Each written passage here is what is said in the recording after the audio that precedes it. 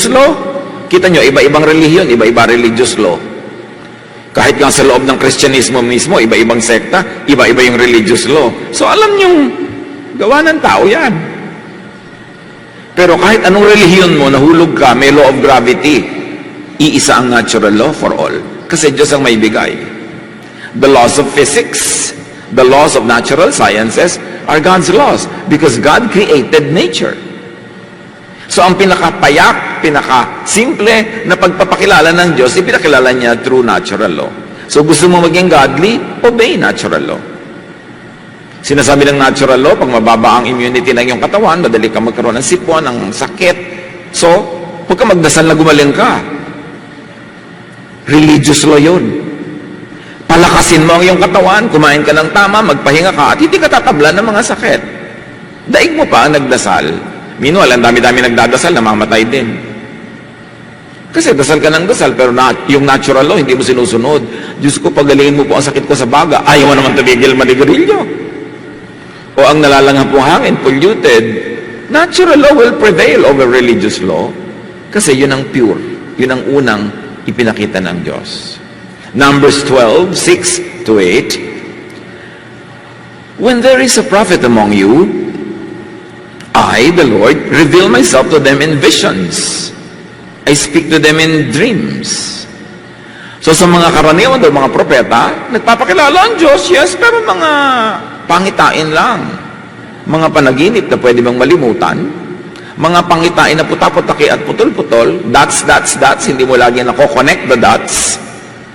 Subject to misinterpretation, subject to being forgotten, and subject to the manipulation of the storyteller. Hindi buo ang revelation kung mga vision, panapanaginip. Tayo man kung nananaginip, di ba, hindi naman buo-buo. Putol-putol. I-interpret mo na lang kahulugan.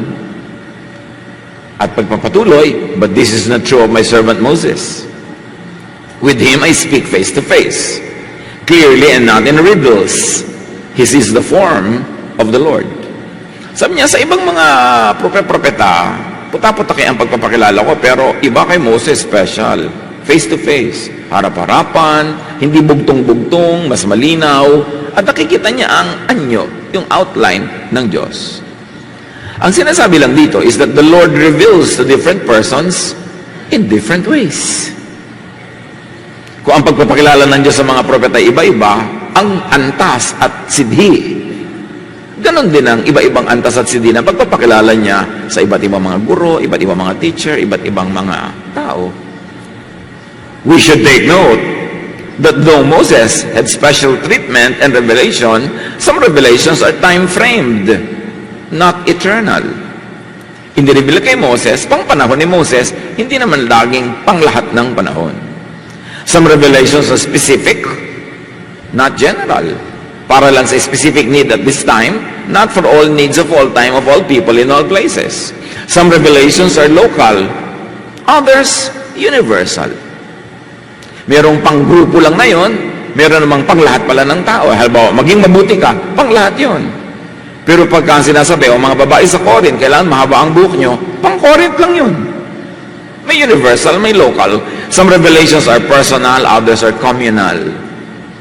May revelation kay Noah, gumawa ka ng sasakyang lulutang sa tubig, pero kanya lang yun. Huwag kayong gumawa ngayon kasi hindi naman kayo ang kausap ng Diyos sa revelation na yun. So Moses was very special, but some revelations are so fleeting and so time-framed na may deadline, may expiration, to the point that even Moses becomes outdated. Special na nga ang revelation kay Moses, pero meron pa rin siyang expiration. Galatians 3:24 to 25, the law was our teacher, was, past tense. It was supposed to teach us until we had faith and were acceptable to God by faith. But once a person learned to have faith, there is no more need to have the law as a teacher. So nung dumating na ang pagpapahayag ng Diyos through faith, salvation through faith in Jesus, expired na si Moses. Kahit special siya for a certain time. And when outdated, even Moses became a problem and a hindrance. Kung nung araw, si Moses ang pinipilit daanan ng mga tao para makarating sa Diyos, nung naiba na ang revelation at nabuo, naganap sa pamamagitan ni Jesus, hindi na ngayon tulong si Moses, hadlang pa nga. Pag ipinagpilitan mong kay Moses ka pa rin dadaan, nandun na si Jesus. Kaya sabi ni Jesus sa John 5:45, "Don't think that I will be the one to accuse you to the Father. You have put your hope in Moses, yet he is the very one who will accuse you." Parang nililitis ka sa harap ng Diyos, kung ang abogado mo ay si Jesus, walang accusation. Absuelto, forgiven na agad. Pero pag ang ginawa mong abogado ay si Moses, ang pang-defense sa iyong sarili ay law, ang justification mo para bumalik ka sa Diyos ay law, sabi nga, no. It is Moses who will accuse you. Moses will not help you because his law condemns you. My grace, sabi ni Jesus, absolves you and sets you free. So even Moses was very special, but it had a specific time frame. It was not going to be so forever. He was very effective for a certain group of people at a certain time in a certain place, but not for all people in all places at all times. Jesus is. Human ways to know God. One is human personal experience and perception. Nakakakilala din naman tayo sa Diyos at nakakabanaag, nakakabakas sa ating human experience. But usually, those that are beyond earthly means. Kasi kahit tayo tao at lupa, tayo din naman ay may espiritu na kaya din nating makaunawa ng mga bagay na espiritual na lampas sa pagkalupa. Pero kailangang maingat, masusi at sensitive. 1 Corinthians 2:12-13, "What we have received is not the spirit of the world, but the Spirit who is from God." So may spirit na earthly lamang, may spirit na galing sa Diyos, yun ang makakapag-angat na yung pagkakilala sa Diyos, na malampasan mo ang yung pagiging lupa lamang. This is what we speak, not in words taught us by human wisdom, but in words taught by the Spirit, explaining spiritual realities with Spirit-taught words. Ang mga bagay na makadiyos ay mataas. Hindi yan pwedeng maintindihan sa mga bagay na makalupa lamang na mababa. Kaya ang tao, bagamat mababa at lupa, meron din siyang taas dahil may espiritu din siya. At maintindihan lang niya ang espiritu ng Diyos kung ang aandar sa kanya ay hindi yung lupa sa kanya, kundi yung espiritong nasa kanya rin. And God can be understood by humans, not in human terms, but only in spiritual terms. And thank God, because we are not only flesh, we're also spirit. Na hiningahan ng Diyos ang tao, sangkatauhan, at binigyan niya ng bahagi niyang espiritual.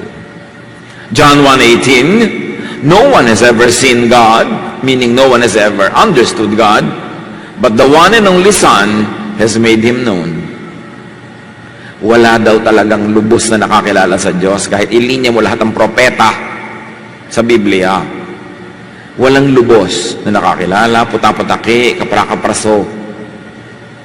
Pero merong isang lubos na kilala ang Diyos at nagpapakilala sa Diyos sa atin, at yun ang kanyang anak na si Jesus. So kilalang-kilala ng anak ang Ama, pero salamat dahil ipinapakilala sa atin ng anak ang Ama. Wala tayong diretsong pagkakakilala sa Ama, pero sa pamamagitan ni Jesus, nakikilala natin yung gustong ipakilala ng Ama. Siyempre, hindi naman lahat din ang makakalaman natin tungkol sa Ama through Jesus. Yun ang buong-buong Ama. Kundi yun lang bahagi ng Ama na niloloob niyang ipakilala sa atin through Jesus. The Son, in turn, reveals the Father to whomever He wills. Through the Son is the only way to see the Father. All other images of God, presented by all others, must be screened through the Jesus filter. Mahalaga ang Jesus filter. Lahat ng sinabi ni Moses, sinabi ni kung sino-sino tungkol sa Ama, kailangang salain kay Jesus. Dahil si Jesus ang ganap at buong pagpapakilala ng Ama. May mga kinilala at may mga naalam at inalam ang mga tao ng unang panahon tungkol sa Ama na iniba na ng Panginoong Yesus sapagkat hindi na yon ang hinihingi ng panahon ng mga pangangailangan ng tao sa ibang panahon at sa ibang lugar. Kaya kung sobrang higpit noon ang pagpapakakilala ni Moses sa Ama, dahil sila nasa disyerto, wala silang tunay na tahanan, wala silang teritoryo, ang daming panganib, sobrang higpit para hindi sila sumabog, hindi sila maubos ng mga ahas, hindi sila mamatay sa guto, mahigpit na mahigpit. Pero naiba na ang panahon, hindi na iba ang Diyos, hindi na iba ang pagmamahal ng Diyos, pero iba na ang pakikitungo niya sa mga tao sa ibang panahon. At yun ang nilinaw ni Jesus. Sabi niya, kung kay Moses pa kayo aasa, hindi na yun, andito na ako eh. Siya ay substitute for a while, pero hindi panghabang panahon. Dapat yung maintindihan na ngayon, ang pagpapakilala ng Ama ay yung version ni Jesus. That God is good, God is kind, God is Abba, Father, that God is forgiving and loving. Hindi na yung super strictong ipinapakilala noong unang panahon na kailangan kasing sobrang disiplinahin ang mga tao dahil yun ang hinihingi ng pagkakataon noon. Some of the Son's recipients may also pass the revelation to others. Di ba? Ang anak na nakakakilala sa Ama, ang anak naman ipinapakilala niya sa ibang mga mananampalataya ang Ama, at yun naman pinagpakilanlan ay pwede ring magpakilala pa sa iba. At yan ang tungkulin ng bawat isa na nakakakilala sa Ama through Jesus. Na ipakilala rin sa iba yung pagpapakilala ni Jesus, hindi yung pagpapakilala ng iba. 2 Timothy 2:2, all the things you have heard me say in the presence of many witnesses, entrust to reliable people who will also be qualified to teach others. So at least there are 4 generations of recipients and dispensers of the truth. Sabi ni Paul, yung narinig mo sa akin, in other words, si Paul yung 1, yung kausap niya yung 2, yung narinig mo sa akin, number 2, ituro mo sa iba, number 3, na sobrang linaw ang pagkaunawa na pwede pa sila magturo sa iba, number 4. 4 generations of learners kung responsible ang teacher. Hindi yung natutunan mo, sinolo mo na lang. O may natutunan ka, pag uwi mo, sabi doon nung naiwan sa bahay, ano po ang message? Ang ganda, nakaka-bless. Ano nga po? Basta maganda. Kasi hindi mo na malaman kung bakit maganda. Ano pa ngayon siya? 3rd generation siya na wala na siyang masasabi. Sabi nung nagtanong sa kanya, ano sabi sa'yo? Ano daw ang lesson? Maganda raw. Hanggang doon na lang. Dapat malinaw kung bakit. Ano yung turo? So, kung hindi kayo diretsong pinagpapakilanlan ng Ama, o hindi tayo diretsong pinagpapakilala ng anak, get in the chain of believers na pinagpapakilanlan ng Ama. If not receiving revelations, connect with someone who does. That is important. Pero i-check nyo rin, i-balance, kasi baka naman yung ating sinusundan, at yung sinusundan niya, at yung sinusundan na sinusundan niya, mali pala. Kaya mahalaga yung Jesus filter. Paano mo malalaman kung tama o mali ang isang katuruan? Hindi dahil kung sino ang may sabi. Hindi dahil kung anong relihiyon ang may sabi o ano ang posisyon o title nung nagsabi, kundi ano naman kung ikinumpara na kay Jesus yung teaching na yan? Dadaan ba yan sa Jesus filter? Papasa ba kay Jesus yung turo? So kung papasa, kahit sino may sabi noon, edi tama. Pero kung hindi papasa kay Jesus, kahit sino may sabi noon, edi hindi tama. Jesus is the check and balance. Bakit? Colossians 1:17. Jesus is before all things, and in Him all things hold together. Siya ang humahawak sa lahat, at sa pamamagitan niya lang nagkakasama-sama at nagkakalakip-lakip ang lahat ng tama at totoo. So another way to know God is through religious initiations. At marami nito sa history. May mga mystery formula. Mostly, hindi naiintindihan nung sumasali kasi nga, mystery. Pero pag sumali ka, nagkakaroon ng talab kung tama ang lugar ng iyong puso. Acts 2:38, Peter replied, repent and be baptized, every one of you, and you will receive the gift of the Holy Spirit. So ito, initiation yung baptism. Hindi maipaliwanag, ano naman ang nangyayari kung lumubog ako dyan sa H2O? Ano naman kung gaano kalaki ang lubog, wisik, buhos, o talagang lublob na buong buo? Ano nagaganap? Hindi pinaliwanag, pero sinabing gawin. At maraming gumagawa nito, nalubos ang pananalig, na maraming nangyayaring spiritual na blessing sa kanilang buhay. Hindi natin alam kung bakit. Because it is a religious, a spiritual initiation. That's why lahat ng mga great religious beliefs may initiations that are ritualistic. So through religious ritual, some revelation can be known. Again, hiwaga ito. At ito ang problema sa maraming sobrang mahilig sa mga verses na Protestants and born-again Christians, na wala yung ritual, na wala yung mga symbolic acts. Alam natin na may halaga ang ritual. Kahit nga nagpaparada lang tayo ng mga banners na nakalagay ang pangalan ni Jesus, may ibang talab sa puso mo, nakikita mo pa lang, ritual yon. At hindi yun masama. Kasama yun. Kaya lang, piliin mo naman kung anong ritual ang sinasalihan mo. Yung naglalaslas sa mga pulso, walang ritual na mararating yung ritual na yan. Pipiliin mo. Paano malalaman mo tama ang ritual? Ang itinataas ang Panginoong Jesus. Tinataas ang ating Diyos Ama. At ang nagiging effect sa iyo, bumabait ka, bumubuti ka. Hindi kayo mayabang, hindi ka nagiging matatakutin. Kasi may mga ritual ng takot ang idudulot sa iyo. Hindi yung galing sa Diyos. Because God does not teach fear. But ritual is important. Tulad ng Lord's Supper, is a ritual.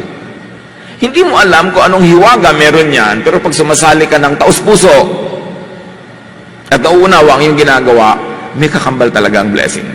Otherwise, ba't mo pa gagawin? 1 Corinthians 11:23-25, sabi ni Pablo, "For what I received from the Lord, I also pass on to you. The Lord Jesus, on the night when he was betrayed, took bread. And when he had given thanks, he broke it and said, 'This is my body, which is for you.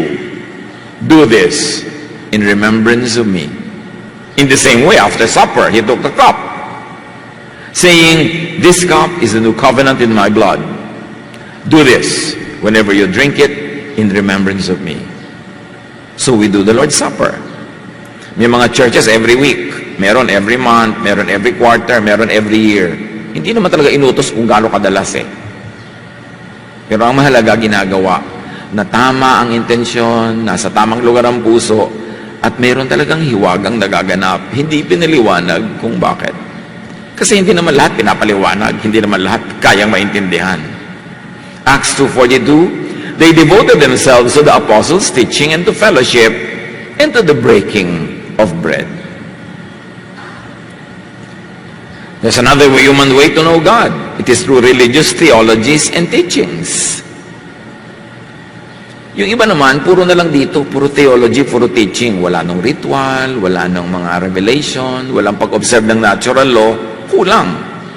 Matthew 13:34-35, Jesus spoke all these things to the crowd in parables. "I will utter things hidden since the creation of the world," sabi ni Jesus. But many could not even understand the parables because not everybody was meant to understand. Not everybody had the heart to understand.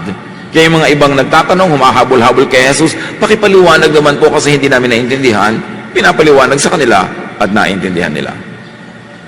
Meanwhile, the central activity in many religions is teaching and theology, but theology cannot adequately know God and make God known. Nagkasundo na ba lahat ng mga theologians sa daigdig? Huwag na nating iba-ibahing religion. Christian theologians na lang. Nagkakasundo ba ang Catholic at Protestant theologians?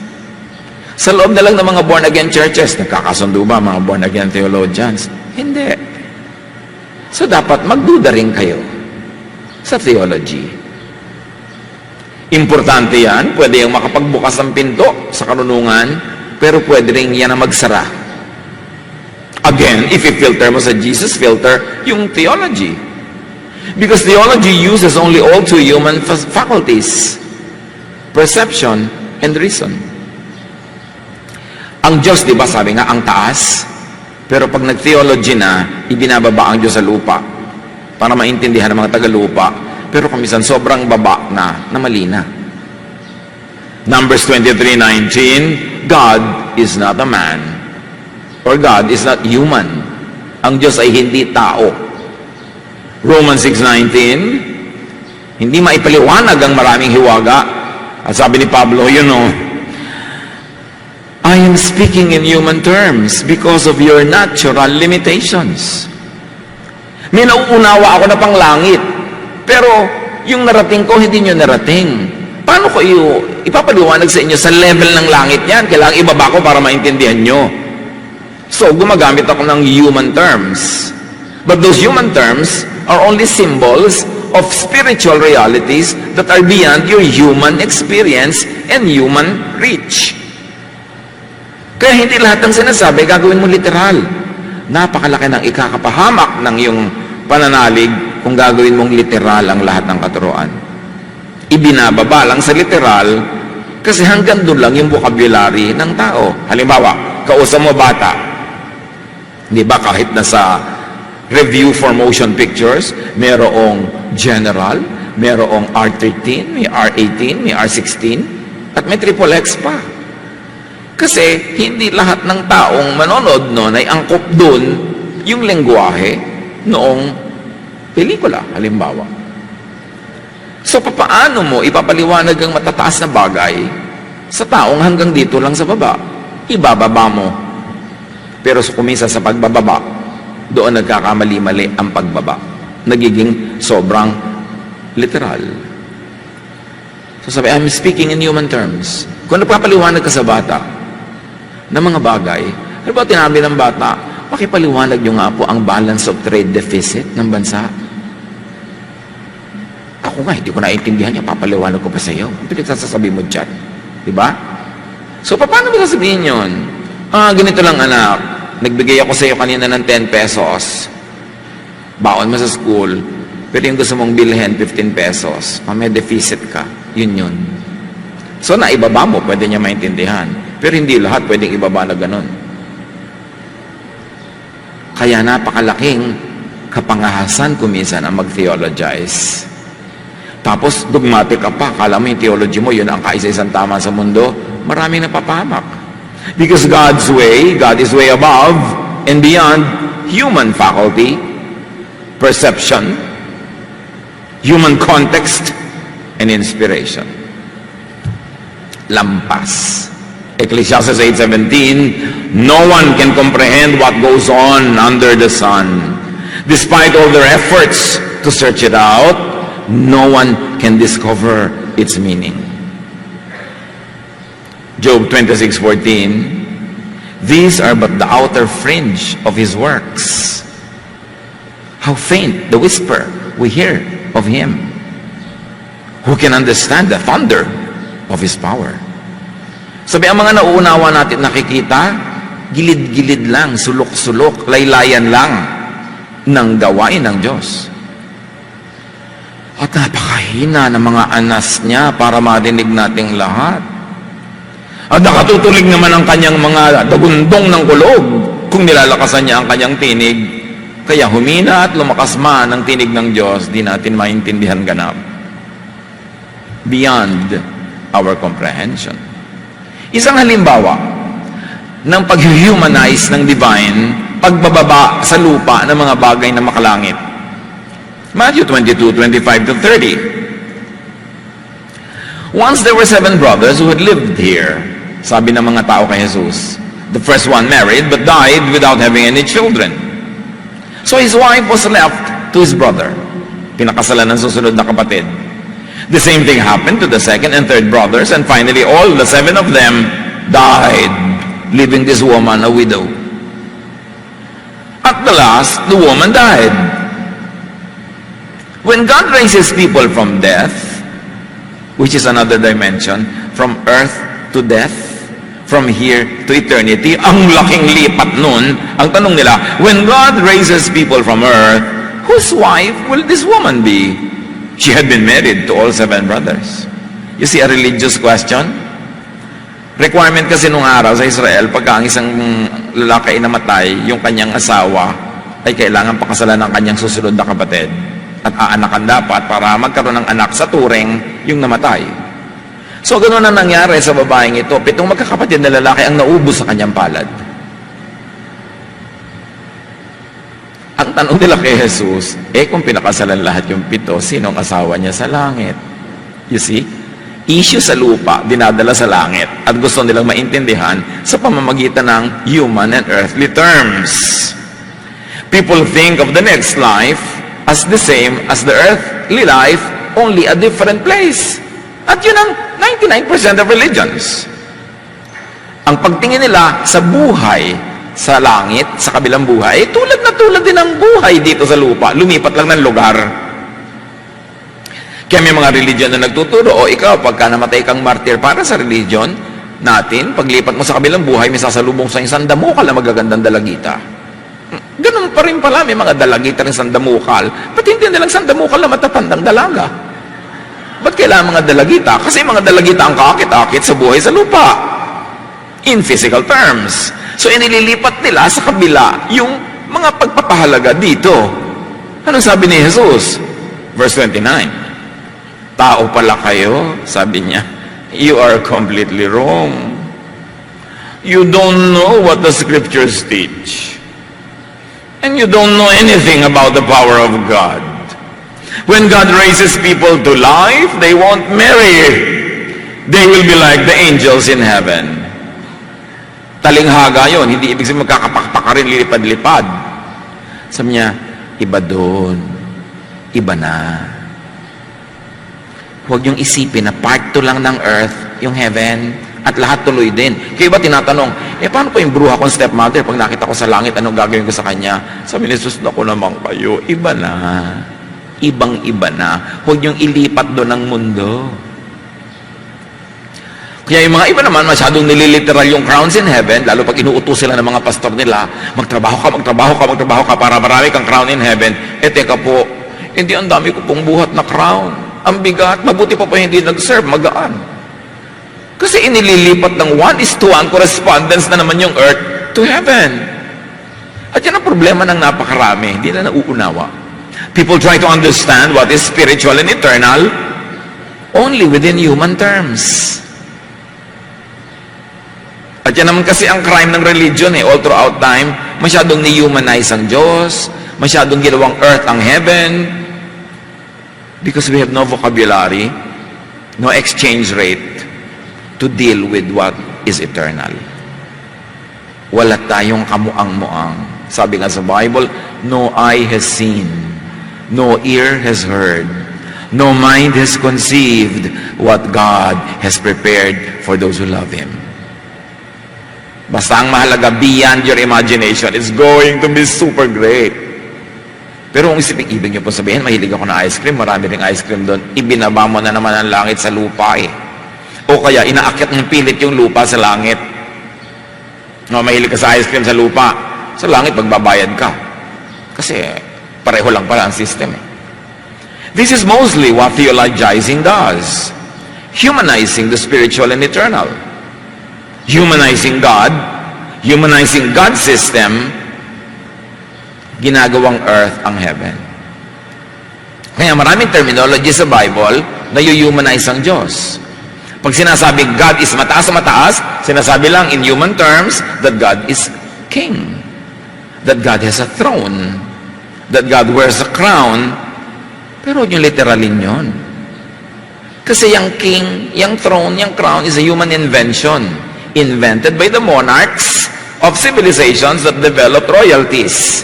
Now, to project that to God and to assign being royal to God is just a human terminology. Huwag yung literally na King of Kings na nakaupo nga sa trono, may corona nga. Ganun yung mga hari sa Europe. Ganun lang ba yung Diyos? Pero ang alam lang natin na itsura ng pinakamataasang rango ay yung may robe, yung may corona, may setrong hawak. So, yun ang ginagamit natin pag-apply sa Diyos. But it is only humanizing the image of God in terms that humans can understand. But don't be too literal about that. Katulad din ng mga apoy-apoy na mga kumukulo-kulong mga pagpaparusa sa mga kasalanan, masyadong literal. Because the writers of the Bible were exposed to Pumakkale in Turkey, called the doorway to hell, na eternal yung fire. Kasi meron niyang napakalalim na pit na ang dulo sa ilalim ay bulkan. At may mga gases na lumalabas dito, umaakyat, na pag nakipag-meet with oxygen in the surface, becomes fire, and it never stops burning. At yun na ang pinakamalala na maiisip ng tao na itsura ng dapat puntahan ng mga masama, kayo nang naging image ng impyerno. Will you be too literal about that? Malilimit ang pagkaunawa natin sa maraming mga bagay. So, Jesus corrects the mistake. Sabi niya in so many words, there is no one-to-one correspondence between what is earthly and heavenly, between what is physical and spiritual, between what is human and divine. There is no one-to-one correspondence between human logic and divine principles. Human logic is philosophy. Divine principles is what theology tries to capture but cannot, because God is beyond us. Ito na naman yung pagpapay-human sa example, kasi walang ibang human terminology. Acts 7:49, sabi ng Diyos, heaven is my throne, and the earth is my footstool. What kind of house will you build for me? In what place will I rest? Again, hindi ka pwede maging literal na nakaupo nga yung Diyos sa trono. Ang ibig sabihin lang niya, yung trono na pinakamataas na posisyon sa human society, upuan lang yun ng Diyos. Yung heaven, upuan lang niya. Ibig sabihin, lampas pa siya sa heaven. Hindi heaven ang the end. Upuan pa lang niya.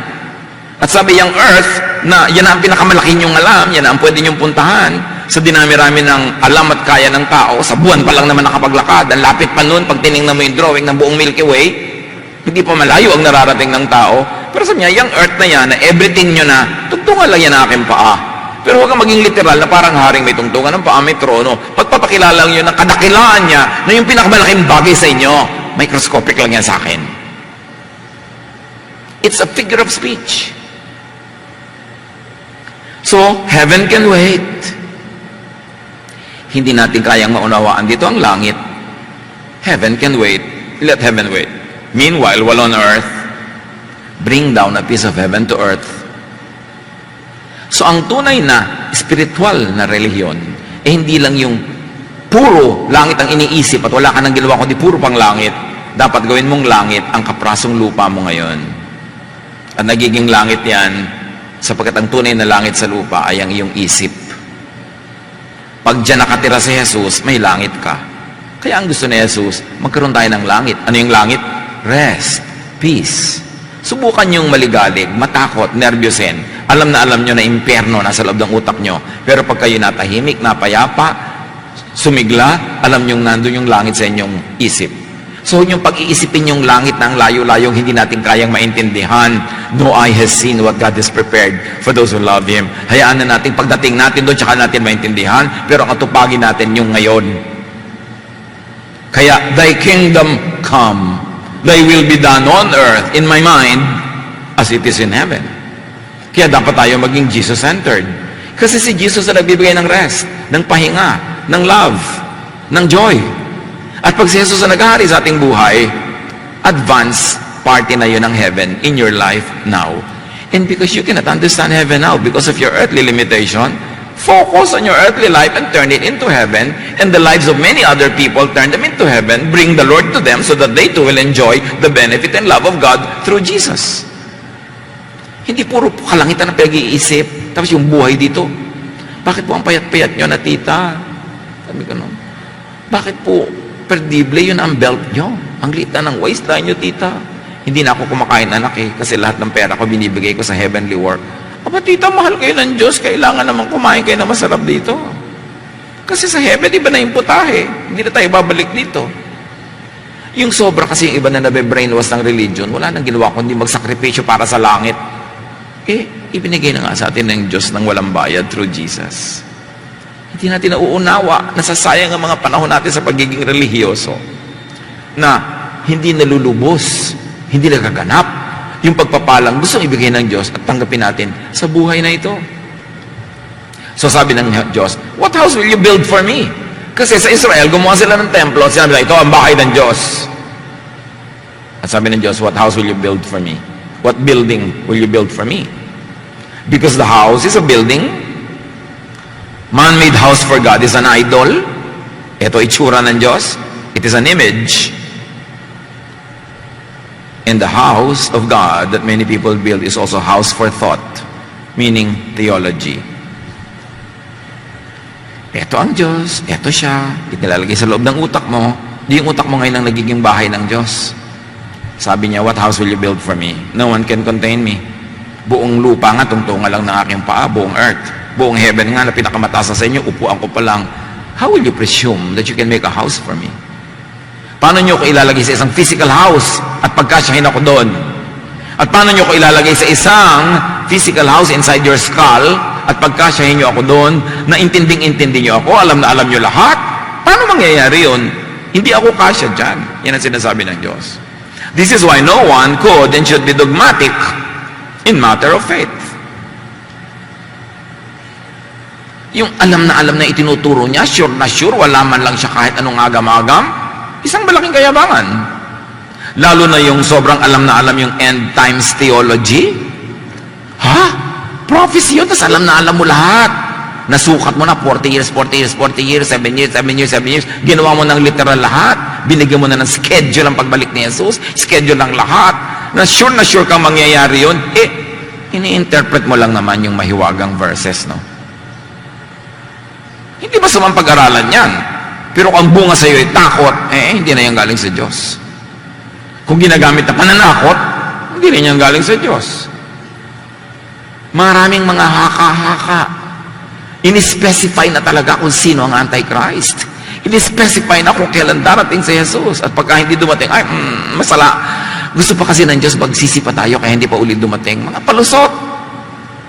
Malay natin sa ibig sabihin yan. Pwede lang tayong humula-hula here and there para magkaroon tayo ng general idea. But you cannot be so sure and specific. 1 Corinthians 13:9, we don't know everything, and our prophecies are not complete. That is why no one should be conservative. Hindi katangian na maging conservative when it comes to spirituality. Because to conserve means, yung laman ng utak ko, di ko napapalitan, yun na, tapos na, magkamatayan na, yun na ako. Yun ang conservative.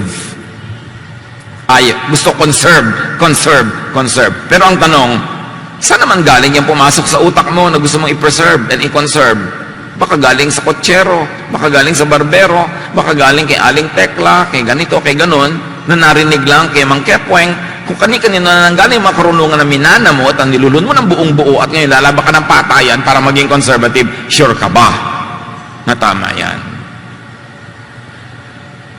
To stay at ease in the mind, as ease in the mind, well, most of what we know is only inherited.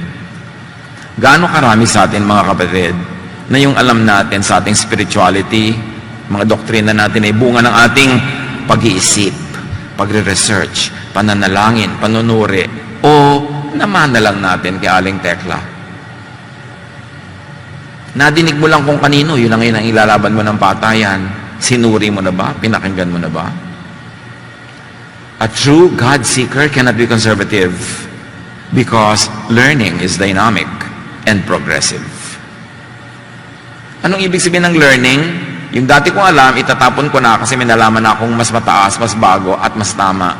Pero kung dati ko nang alam, hindi ko ito papalitan, magkamatayan man, yun ang conservative.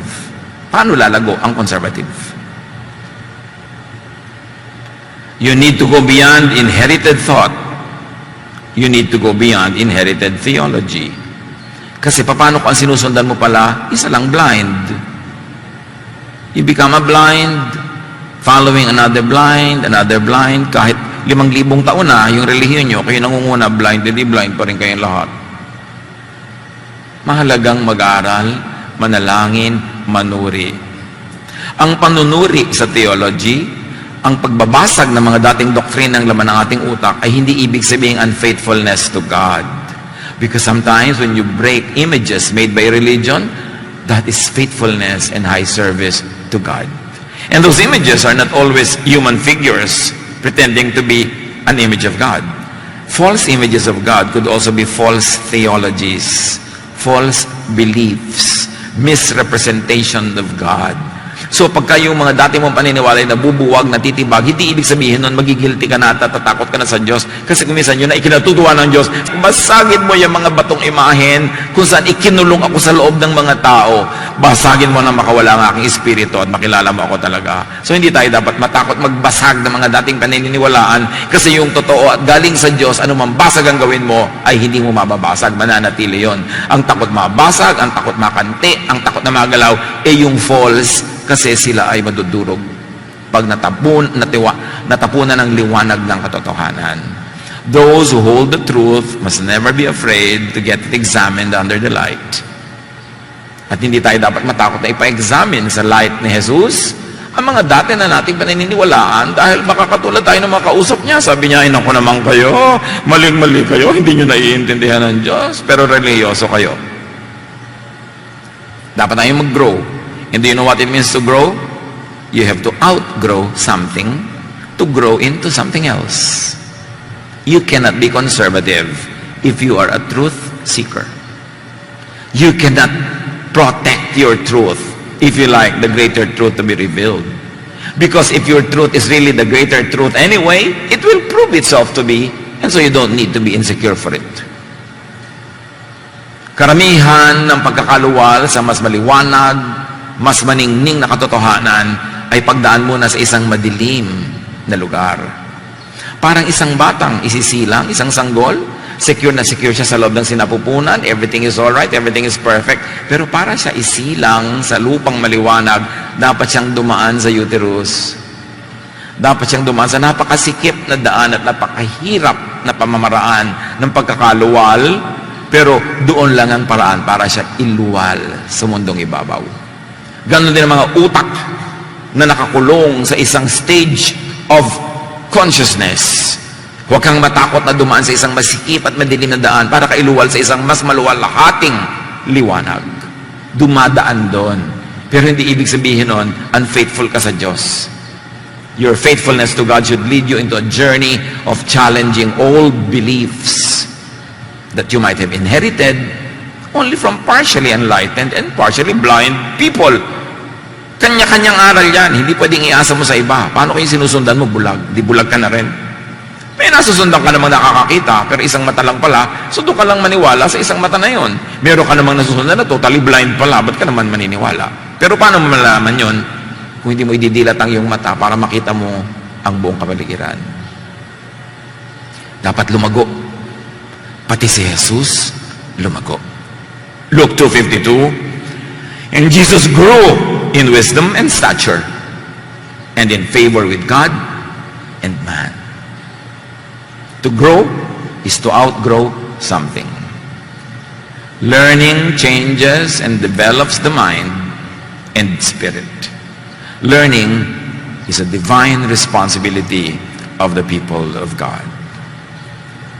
2 Corinthians 3:18, and we all who contemplate the Lord's glory are being transformed into His image with ever-increasing glory, which comes from the Lord, who is the Spirit. Sabi kami, habang minumuni-muni namin ang kaluwalhatian ng Diyos, kami na may binabago from one image to the next image, from one size to the next size, from one level of glory to the higher level of glory. It means we grow while we ponder the mysteries of God. How can the conservative change? How can the conservative grow spiritually? Conservatism in terms of spirituality is not a virtue. It is a vice. Progressive spiritual development brings people closer to God. Kaya kailangan mag-grow. 1 Corinthians 13:9-12, we don't know everything, and our prophecies are not complete. But what is perfect will someday appear, and what isn't perfect will then disappear. When we were children, we thought and reasoned as children do. But when we grew up, we quit our childish ways. Now, all we can see of God is like a cloudy picture in a mirror. Later, we will see Him face to face. We don't know everything, but then we will, just as God completely understands us. So what does it talk about? It talks about growth. Growth of the mind, growth of belief, premised on continuing search for God, which God honors with ever-progressing revelation. Si Paul may journey. Hindi naman siya magaling agad at marunong. Although sa simula pa lang, religyoso na siya. Legally, nearly perfect. Philippians 3:5-6, sabi niya, I was circumcised when I was 8 days old. E yan ang claim ng mga Hudyo sa pagiging godly, sa sila ituli. And I am from the nation of Israel. Another ipinagyayabang, Israelita. And from the tribe of Benjamin, I am a true Hebrew. As a Pharisee, I strictly obeyed the law of Moses. I did everything the law demands in order to please God.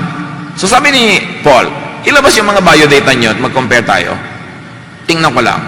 Ang biodata ko, I was circumcised. And that is the Jewish people's mark. I am from the nation of Israel. Not from some other nation, sabi niya.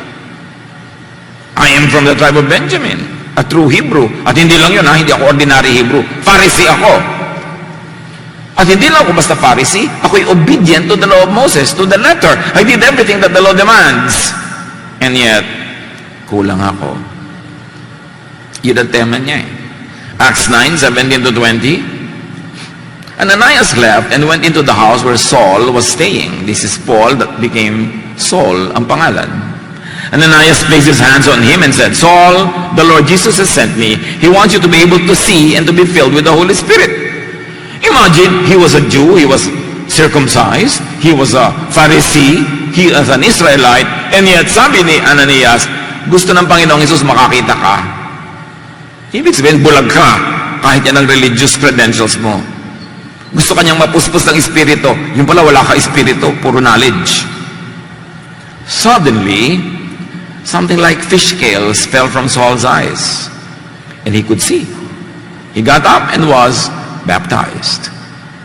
Matapos yun, nalaglag yung mga takip ng mata niya na mistulang mga kaliskis ng isda. At nakakita siya physically, but more than that, more than the literal meaning, may natanggal na mga takip sa kanyang utak at nakakita siya ng katotohanan, nakilala niya si Jesus. 2 Corinthians 12:1-4. I will go on to visions and revelations from the Lord.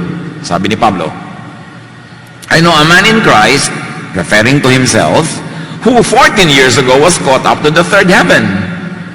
Whether it was in the body or out of the body, I do not know. God knows.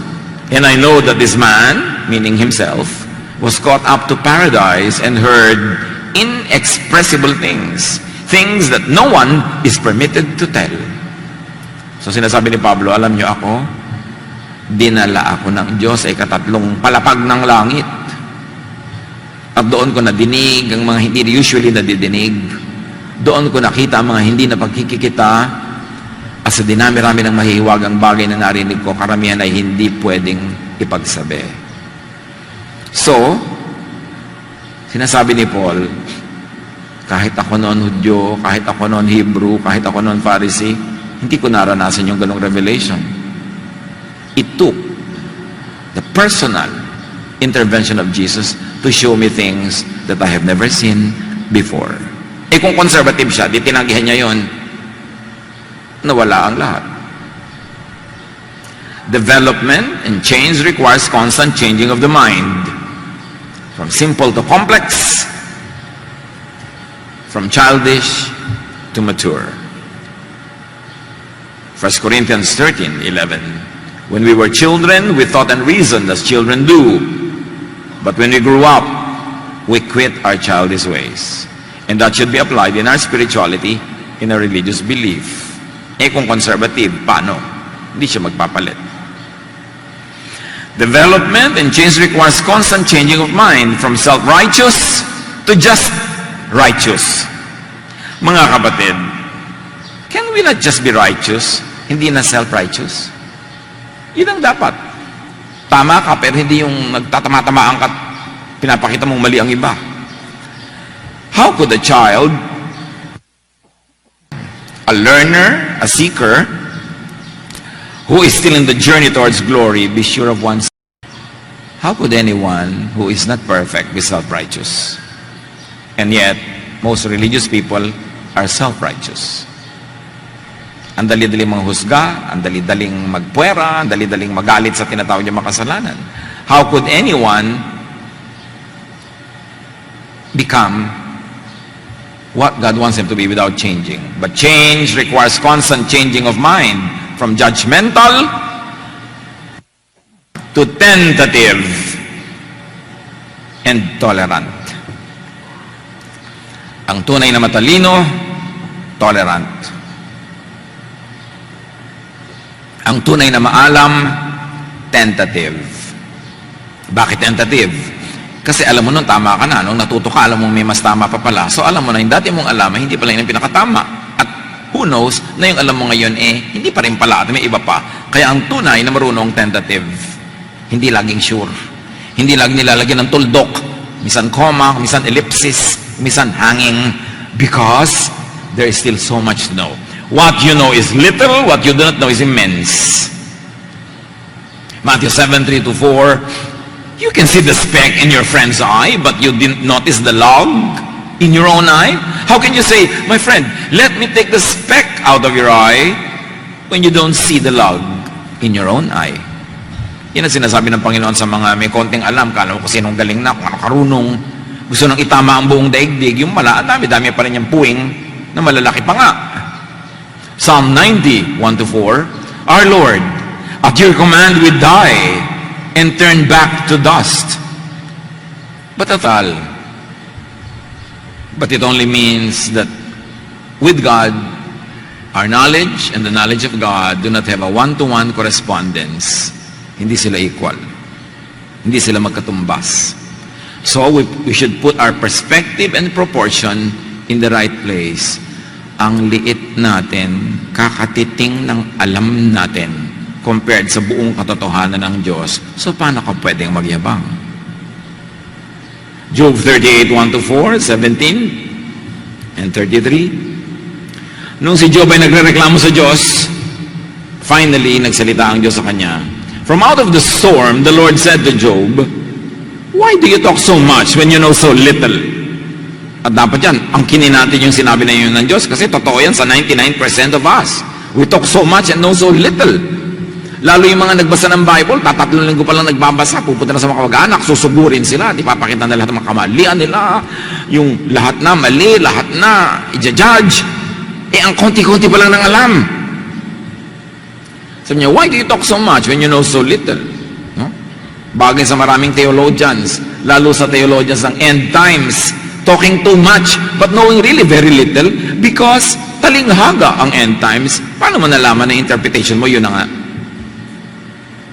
Nabili mo lang sa bookstore, lumaglag nung naglalakad ka sa tapat ng bookshelf, so eto na ngayon, nang nalaglag sa langit, lalaban ka na ng patayan. It's good to consider it, but do not kill or die for it because it's only an interpretation. Who knows what is the right interpretation? At sabi ng Diyos kay Job, now get ready to face me. Can you answer the questions I ask? How did I lay the foundation of the earth? Were you there? Did you ever tell the sun to rise? And did it obey? Have you seen the gate to the world of the dead? Do you know the laws that govern the heavens? And how? And can you make them rule the earth? Of course, all the answer means no. Humans know so little. Acts 17:24, this God made the world and everything in it. He is the Lord of heaven and earth, and He doesn't live in temples built by human hands. Hindi pwedeng ilagay ang Diyos sa loob ng anumang templo na gawa ng tao. At hindi pwedeng ilagay ang Diyos sa loob ng templo ng utak, ng theology, na likha rin ng tao. Because a temple could be a building, it could be an idol, it could be a theology. Everything will fail. God is so glorious and cannot be contained in any container. Pwede konti-konti, minsan-minsan, pero hindi mo sabihin na buo. Because theology could be an idol. Kung may mga naglilingkod sa mga Diyos-Diyosan, idol-idol, hindi lang drawing yan, hindi lang yan estatwa. The way you think could be an idol. And it's more dangerous because you don't realize that it is an idol. Because theology could misrepresent God and could present a false image of God. Especially end times theologies. Mga kapatid, mag-ingat kayo. Usong-uso yan eh. Wala kasi nagko-question. Yung mga alam ng mga tao, 99% about the so-called end times, may konti lang na tao na umimbento ng theology na yan. Magaling lang sila gumawa ng mga libro, mag-distribute worldwide. Nagigituloy parang yun ang totoo, buong-buong katotohanan. Pag pinakinggan mo yung mga interpretation nila sa mga end times, parang napaka-unreasonable ng Diyos. Parang ang gulo. Hindi naman gano'n ng Diyos. So magduda ka dapat. Inimbento lang ng tao yung mga presentation nila. Naging pelikula, naging libro, naging lahat. Walang nagtatanong, saan nyo nahugot ang interpretation nyo? Tapos lahat natatakot, lahat nananakot. Kailangan manuri tayo. Baka mamaya ligaw ang ating pinapakinggan. Maging ang pinapakinggan nyo ngayon dito, pwedeng ligaw. Kaya suriin nyo. Huwag kayong lulon ng lulon. Kailangan mag-aral tayong mabuti. Suriin ang lahat. Kasi napakala ng pangbubulag ng relihiyon sa buong kasaysayan ng sangkatawan. Kailangan mulat ang isip. Matthew 15:9, in vain do they worship me, teaching human precepts as doctrines. Ang Diyos na nagsasabi, baliwala ang pagsamba nila kasi yung mga guni-guni nila, ginagawa nilang doktrina. Hindi yan galing sa akin. Imbento lang yan nila.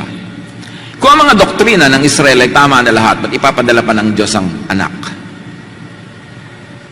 Kung sila na yung way, yung temple, ba't ipapadala pa si Jesus na the way? Ibig sabihin, hindi yung temple ang way.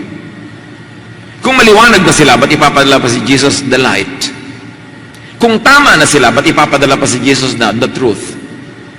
At kung buhay talaga sila, ba't ipapadala si Jesus na life? No, Jesus was sent as way, truth, and life because the religious system of Israel was not the way, it was not the truth, it was not the life that God wants it to be for people. God wants something better, more beautiful, more joyful, more peaceful, more restful, more kind, more loving. That's why Jesus was sent. Because the system was not enough.